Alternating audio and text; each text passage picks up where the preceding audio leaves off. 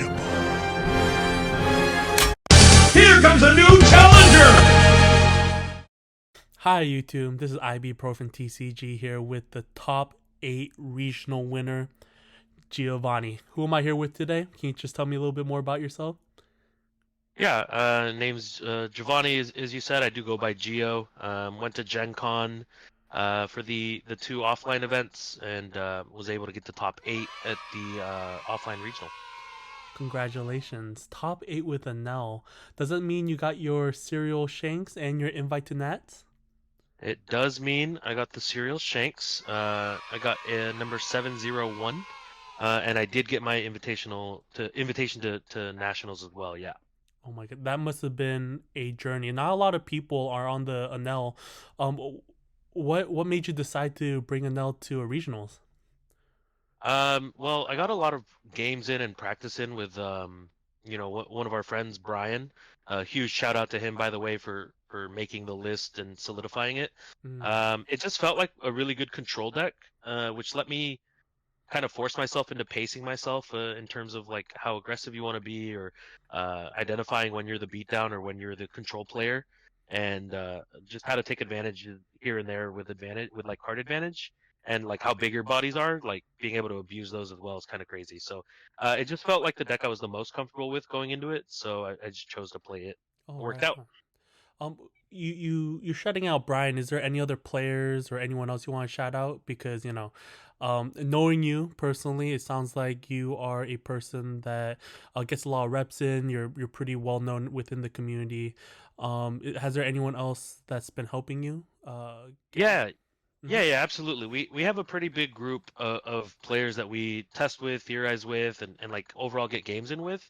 I shouted out Brian Vu, huge shout out to him. Huge shout out to Ollie, Tony, the squad. You got Cam, Kush. Everybody fucking knows Kush, so like big shout out to him too, providing content and lists and ideas as well. We got David, yourself, ibuprofen. Mm. We got James, Omar, we got the crew. We got our little primary group. Big shout outs to um, Jackson and Dario for coming up to like the store regionals and helping me get extra reps in that way, Mm. encouraging me to attend them and stuff. So shout outs to the Salem crew as well. Oh, for sure. And you said this was a more of a control build. When I look online, we look at Asian lists. I feel like everyone just hates on Anel. Like, what made you believe in this deck, and what made you like take this to the regionals? So when we were talking about like control lists, basically what this deck wants to do, and I'm sure people have figured it out by now. Plus with the ban list, the it probably changes a little bit, but um, the fact that we can control board so well with some of our body removers, the event, Gedatsu, Egghead Luffy, you'll Mm, have Yamato, Katakuri. So the rule of thumb, right? You need 3 swings to kill an L when they're at 1 life, yep. and if you just keep them at less than 3 swings, it means that they can never kill you because the effect triggers with no cards in hand. So Mhm. that's what we thought of when we meant control, was just like being able to really like establish big bodies while maintaining or limiting theirs. Mhm. Um, so I don't know. We liked it. It felt like it was really good into RP Law with the starve strategy. Mm. Lucci was definitely like the deck I was a little more scared of in terms of like how to beat it, but I think we caught on quick enough. And then um, Bonnie obviously being in the meta as well is Mhm. kind of tough. I know some people think it's a favorable matchup, but all my experiences with Bonnie have been either really grueling close wins or like blowout losses. So, Mm. um, yeah, I'm just hoping to dodge Bonnie as much as I can when I play this deck. Right on. Well, very nice. It sounds like it must have worked. For you. Definitely going top 8 is and getting a Shanks is no small feat. Let's go through your deck. Are you able to break it Yeah, down for the viewers? yeah, absolutely. NL leader, and then the 10 Dawn. Heck Got to yeah. play the gold ones, right? Got to play with yellow. As for the list, I just have it broken down from cheapest to most expensive character, and Mm. then cheapest to most expensive event. So it's not like all my 2Ks at once, but they are pretty close. We did end up playing 12 2Ks. We were at 10 or 11 for a couple of weeks leading up to the regional, but we did end up bumping that number up. Flampe is one of the sets that we play. For trigger power, Onami, it was just good into RP Law, right? Like a lot of them tend to establish their board before their swings to maximize utility of their reducers and um, their kid blockers and such. And so them establishing those and then swinging into this trigger was just way too good. Another 2K trigger, Beji, obviously it's a 2K, so it's great, but the trigger is just The greatest one of the trigger. best triggers. Yeah, it's like one of the best triggers Yellow has. So that was it. And then to round out the 12 2Ks is uh, the 4 Frankie, also a really good trigger. But more often than not, it was just 2K in hand. Mm. I did hit it a couple times, but if Yellow's triggering this against you, they have enough counter for your next swing, and now they're drawing a card and they have another body to swing with. So, yeah, if they're playing that against you, you're in bad shape, I feel like. Sometimes it's desperation, but I think most times they'll just keep it in their hand as a 2K. A sure 2K is better than a random card off the top, so. Makes We played the sense. Shirahoshis. When we cut the 2K number down, we had also cut the Shirahoshi number down because we had wanted to try other things. But 4 to cycle your top end is really good. So plus obviously good trigger off life. The techs for the weekend were the Oh 5 wow. Pasabo. Mm-hmm. We did end up put 2 last minute. When I say last minute, I mean like the last hour before the list was due. We put in 2 of them. They were vanillas because we were prepping for the black yellow matchup, but I think we ended up deciding that our top end can compete well enough, often enough, that we just wanted to play the Sabos as more stuff for RP Law and a way to play into Bonnie as well. Mm-hmm. Because if you hit someone down to 4 life when they're going into their 5 Dawn turn, they're emboldened to play their Cavendish because like why not, right? Like they can't get Datsu pop it anymore. But the Sabo will punish that play as well. I played a Bonnie like round 4 or 5, I think, and that's what happened. I was able to swing. He took it and then played the Cavendish comfortably, and then I just Saboed it and got to swing again on 7 Dawn, I believe. So I got to swing 7 and blow up their Cavendish, which was it swung momentum really big. Oh, that's a strong play. Uh, yeah, it And was that it that was takes really care of good. a 5, right? Yes, it does KO a 5, which is why Oh it's wow. in that it hits that Cavendish range. Blocker Kid, Blocker Queen, just like annoying cards that the pop 4s Mm-hmm. doesn't hit. So, um, more triggers and removal. Like I said, it's a control deck, so we want to limit their 4 costs into RP Law. You want to blow up their cards that they try to establish at 4. You know, the Bon Clay and such. So doing that helps. Triggers out of life is insane as well. Um, so that was good. More removal, and then like I said, you know, and I keep saying it's a control deck because we just want to blow your stuff up. Mm. 4 more Gadatsus to go with it.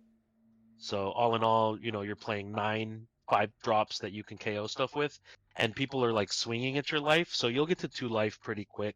If they starve, you have the option to flampe. Sabo gets you down a life as well, so if you have to Luffy after, like there's ways around it. It works out. Mm. Um, the MVP of the weekend, I think, was Enel.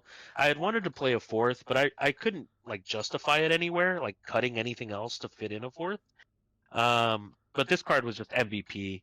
It's really hard to remove for some decks that need to, and it allows you to keep pressure. Against black, one of my favorite plays was on 9 Dawn. If I could get to 2 of these, was to just swing 7 with this, 7 with leader, and then play another one and swing 7 again, Oh gosh. which helps. Yeah, it helps keep tempo really good. And I say black, I meant Lucci specifically. It forces out the blocker they've established. It forces out a 1 counter, and then they probably eat a life as well. Mm-hmm. So being able to keep that aggression and then follow it up, obviously, with like your Yamatos or Katakuris to their Gecko play, like it lets you keep pressure because they can't kill this. They can't spend the Dawn to swing into it to try to force you to use the effect and then destroy it. There were players that got creative with being able to pop it twice in a turn. You can't protect against that, but that's why the second and third one always helped as well. Mm. So Well, that was MVP for sure. yeah. Since I see you running the Nels, I'm assuming you're not running the aces, the rush ace. I'm not. No. I just didn't think it played to the strategy because if we're trying to control your board more than anything else, playing a 5/7 to swing at your life when there's an active 4 cost doesn't feel as good Mm, as like playing a Gadatsu to blow it up and then just keep starving. Because if we're playing top end to top end, I feel like Enel is just better than most decks. mm, Um, because like following up the Russian L, right? Like we have 4 categories as well. You know, we have more top end I'm gonna get to here in a second, but it's just like if we're just passing back and forth, I'm establishing these bodies that are requiring 3 cards to counter out of when I decide to swing them. So like I don't know, that feels better late game when they're still healthy than like trying to rush them with the rush ace and then give them a body to swing into or KO or like do things to. So I like KOing their active 4 cost and then establishing a 5 cost for the next turn. That's why I didn't play the ace though. mm. 4 categories though, it's just a way to heal. That's the name of the game with this deck. If you can draw a way to heal a couple of times, you're pretty good. Yamato MVP, one of the MVPs of the deck. It's still really good. It just feels less good because like the next big body also heals, but also has the ability to swing that turn um, with the 4 aces. And so Yamato is really good, but like ace is the reason one of the reasons I want to play the deck. Like it's just so good. Slam it down, gain a life, swing 10 at something. It makes it so that if you have a body established already and they have blockers up, you can swing 5 to bait a 6K block for free. Mm. And then if they have a weaker blocker, you swing your bigger body into that blocker, they block it, and then you bump the ace, gain a life, and then KO the blocker anyways. Like that's just how my Lucci games were going. Like they would block with the Sabo, chump block with Rebecca, and then Ace would eat the blocker up anyway and heal. So it like would let me just continue the game while removing both blockers in the moment when maybe they didn't have to block. So it's Mm. just a really potent card. Events, we played only 3 0 cost events. This card's only good as your last life, either pre-leader ability or post-leader ability. But I feel like that's the only time it's good. Pitching a brick in theory sounds good, but like I don't really want to pitch aces. I don't want to pitch Yamatos. I don't really want to pitch an Ls. Um, and so like Katakuri's the only one you can pair it off with, Mm-hmm. and that I don't know. It didn't seem worth it. So only played 3. If it's in life, it's as last life, fantastic. If it's not, I hope I don't ever draw it because I don't play a way to like restack it to life, Yeah. like a Hiyori or something. So and then uh, part of the reason we put in the Sabos uh, and cut down on Kingdom Come to 3 was because we just kind of said, if we run into Bonnie, we run into Bonnie when this card's like the best into that matchup specifically. And luckily, I only played one in Swiss, and then in Top Cut, I lost in Top 8 to a Bonnie. But the first game I won, I lost in game 3, but game 1 I won because she hit me in life, and I triggered this out of life, but I didn't have another one in hand. Mm-hmm. But triggering it out of life even made her believe I had one in hand, so it delayed her deciding to play Zoro by a couple of turns, and that let me clean up the game and establish a couple of extra big bodies to win that first game. So it was fine. I found out later that she was on 3 Zoro build, so if I had just held it for a Zoro, she would have punished the play of me not healing by just playing another Zoro and putting me in the exact same spot. Mm. So using it as a bait to prevent the Zoro play worked out that game. But it's a good card. It's not great early, obviously. I did play a Reiju it was good against because they hit my life down so fast. They chose to go first. So they hit me on 3 Dawn, they hit me for 5/7, eat 2 life. And then on my 4 Dawn, I think I just swung 9 and passed. And then the next turn they swung 5, I countered. They swung 7, I took. And they established the body but now going into my 6th Dawn, I'm at 1 life, so I was able to clear the EGG and keep board presence that way and control the board state in the game. So Mm-hmm. um, that was it worked out, but yeah, I don't think I want to change these numbers. Obviously, Mm. with the new ban list, maybe some changes get made because I don't have to worry about RP law. I have to worry about um, Reiju and other decks, but yeah, for now, this was the list I played for the Gen Con regional. No, for sure. Well, I know you're breaking down some of your matchups. Can you just like go through what your 10 rounds in Swiss was? Do you have Yeah, that available? I I do have that noted. Give me just a moment to pull it up. Um, Yeah, because the way so like, round one. hmm Oh, go ahead. I was just gonna say like the way you're just like remembering some of these matchups off the top of your head is like so detailed. I just want to like, Yeah, uh-huh. they were definitely memorable games, which is why I'm just like, oh yeah, like I didn't expect to play a Reiju, I just did.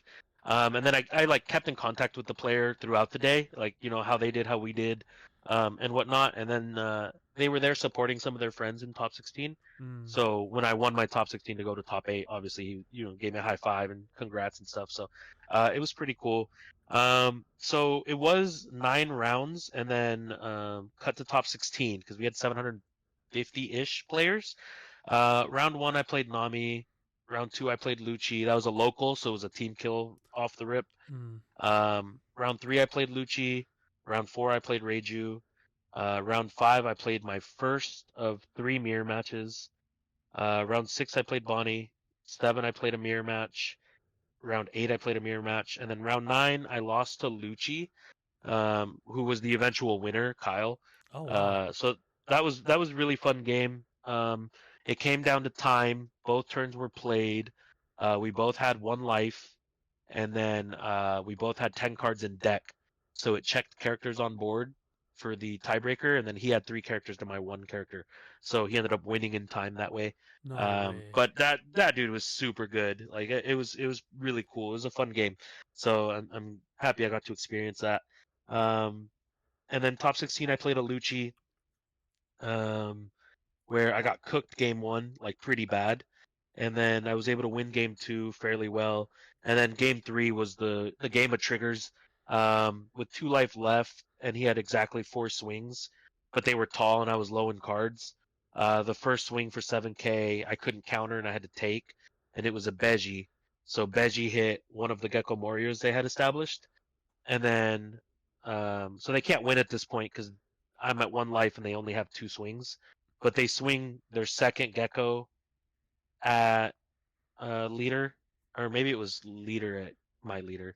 Um, I think it was leader at leader for 7. I couldn't counter, but I was triggering leader ability anyway. But the last life was 0 cost, so I just got to No. heal to 2 life. And then he went to swing the gecko, the last gecko that was Beji'd. He went to swing that into my character Enel. But I reminded him it was Beji'd, and then he conceded because going back to my turn, he was at 0 life, no blockers. Oh So gosh. I had enough. I mean, I had Enel, and then I had Yamato established in leader swing, so it was enough to go for game. Um, but that was pretty cool winning that game three.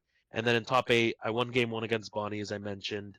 And then game two, I lost because they established Zoro, and Zoro hit my life to trigger my leader ability, and so I had to pitch a card. It pitched a 1K counter, and then stacked a life, and then Zoro hit my life again, and it was a brick. And then Zoro hit me for 15, and I had Mm. exactly 10K in counter. So pitching the 1K to establish a life, and then that life being a brick lost me the game. Otherwise, I could counter out of all the swings and swing for game on the follow up. And then game three, I think, was also super close. It was a 13K swing 3 times, and I was only able to counter out a 1, and I was at 1 life. And so, yeah, it just it happens. It was cool getting that far though. So that's, I think, all I have that was memorable of my games. Yo, this But sounds like yeah, a this sounds like a movie. Yo, it sounds it like was a it was it was a lot of fun, and it definitely, obviously I'm playing yellow, so like, yeah, there is method to the madness. But obviously if I trigger Beji in the 0 cost event to gain 2 life, yeah, it's kind of my day, right? Against the Lucci player to close out the day one, to stay in the game, they swung they swung at my last life, and they still have one more swing after that, but it was a 0 cost event to gain a life, and then at that point they still have 2 swings. So then they swing one more, and it was Egghead Luffy, mm. and the Egghead Luffy blew up the Lucci that was going to be their last swing. So it left me at 0. I drew for my last turn in time. It's ace. I swing 5 to lead. He gives me 1k counter. I play the ace, Jhio to 1, and then swing 10 at life, and he takes it. So we're both 1 life, and then 10 cards in deck, and then he had 3 characters. So definitely good games. All my Enel mirrors, they're how you would think they would go. Everyone establishes a bunch of bodies, and then it's kind of, you know, knowing when to swing. So the games are really good. Um, it was a lot of fun. It was a good event. So I'm just happy I got my invite, and then happier I was able to clutch up and get the prize card.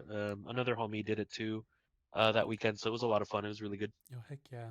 Well, how's your overall experience with Gen Con? Will you be going back next year? Oh, I can't wait to go back next year. It was a blast. Mhm. Obviously 4 days of gaming. 4 days with your friends, no work, relaxing. It was a lot of fun. We had a group of 8 that flew out from Oregon, and then 2 of us made top 8, so that was really cool. And then obviously, if you know Kush, you know everyone at the event. So it was a lot of fun to meet some people and Mm. interact with some familiar faces. It was a good experience overall. Right on. Well, thank you so much for speaking with me, setting some time aside and breaking down your Enel deck. When it comes to Nats, are you gonna bring Enel or are you gonna do any switch up? What's your thoughts in a couple months? No Uh, idea. you know, no idea. Nats is only a month away for us, so a month from tomorrow. So with a ban list drop, people have to try to figure out deck lists that work and then figure out how to play into those deck lists. So a lot to do in just a month. I'm hoping we can figure something out.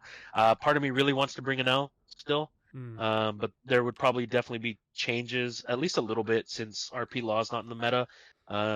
Maybe limiting or lowering the count on some of these cards because they're less effective into Mm. the Reijus and the Lucci decks. So, yeah, Ooh. time will tell.